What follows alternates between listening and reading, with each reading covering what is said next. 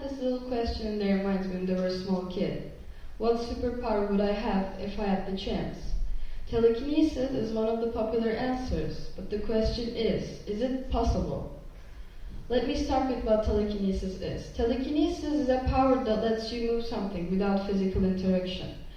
For example, I'm about to have a dinner and I'm sitting comfortably in my seat. Then I realize I forgot the salt. No worries, telekinesis is there for me. I can just point my fingers at the salt and then it's right in front of me. Most of you have probably understood how it works, but just to make sure, here's an artwork that represents telekinesis. The term telekinesis is coming from the word tele, which means distance, and kinesis, which means movement in Greek. Parapsychologists call this situation as psychokinesis. Telekinesis term is usually preferred by metaphysicians. I have some bad news. Telekinesis is not possible. There are several reasons of me speaking this certain. One of them is the experimental reasons. As we all know, for something to be a scientific fact, it has to be falsifiable and testable, and also it should be shown with experimental observations and controlled experiments. So telekinesis provides these conditions, and we are in the scientific area. In this case, the experimental studies will enlighten us. There are hundreds of people who claim they have telekinetic powers. They show their talents in some places, such as TV shows, and we have seen their fails. They fail, and I'm going to show you some of them. There are some psychics. One of them is Italian psychic Giuseppe Palladino. He claimed that he was able to move a table with his psychic powers, but the fact is he was using his foot for the trick he was doing. And there was also Stanislav Atomczyk. He was making things fly, but actually he was using some ropes that you could sometimes even see with your own eyes. And there is also American James Hydrick. He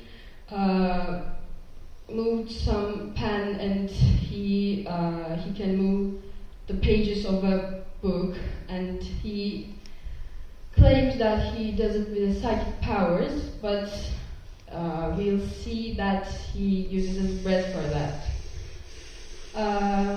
Now, here's James Hydrick, and he is, you're seeing him performing right now. He's going to move a paper of the phone book right there, and then we are going to have James Randi as a guest in the TV show, and then he is going to explain how he did the trick.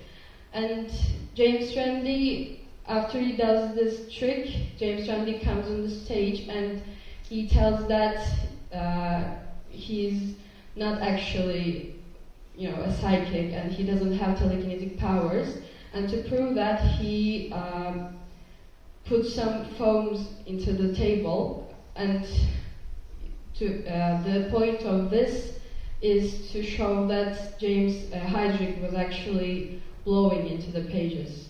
And as you'll see after this, he's explaining why he couldn't do it right now. James Hydrick isn't going to be able to perform in there. He's going to fail because he can't actually do it. After the show, James Hydrick told us that he got on the stage because he wanted to show how full Americans were. And also, James Randi told us that he didn't want one of the microphones I'm wearing right now, because he didn't want us to hear the blowing sound he made. And that's why he didn't want it. He didn't want to reveal his trick.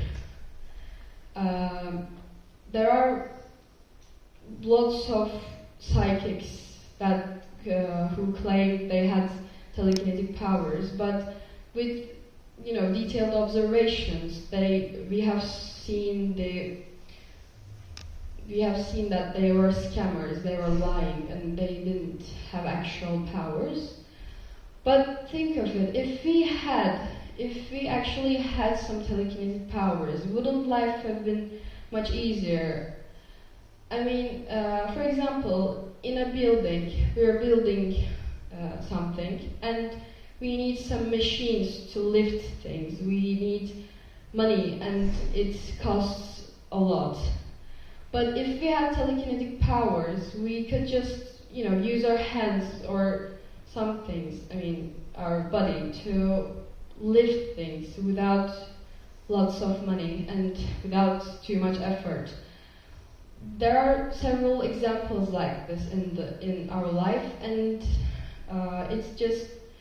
it would be easier with telekinesis.